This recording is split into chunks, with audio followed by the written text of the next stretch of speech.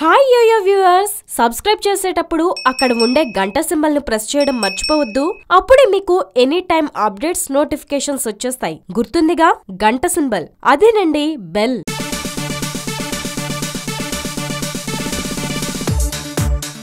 Gabbar Singh director Harish Shankar Allu Arjun తో DJ చేస్తున్నాడు. కొన్ని విషయాల ముందు సరదాగా అనిపిస్తాయి, కానీ తర్వాత అవే సీరియస్ గా మారతాయి. దువ్వాడ జగన్నాథం సినిమా టీజర్ కు అదే పనిగా డిస్లైక్స్ కొట్టడం ఇప్పుడు సీరియస్ ఇష్యూ అవుతున్నట్లే ఉంది. దీనికి ముందు పవన్ అభిమానులు బన్నీని సోషల్ మీడియాలో ట్రోల్ చేస్తుంటే సరదాగానే తీసుకున్నారు, పెద్దగా పట్టించుకోలేదు. కానీ బన్నీ పట్ల పవన్ ఫ్యాన్స్ వ్యతిరేకత తీవ్ర స్థాయికి వెళ్ళిందనే చెప్పాలి. వాళ్ళు అతడి విషయంలో రగిలిపోతున్నారని డీజే టీజర్ కు వచ్చిన డిస్లైక్స్ ని బట్టే అర్థమవుతుంది. ఈ విషయంలో డీజే దర్శకుడు హరీష్ శంకర్ సైతం హర్ట్ అయినట్లున్నాడు.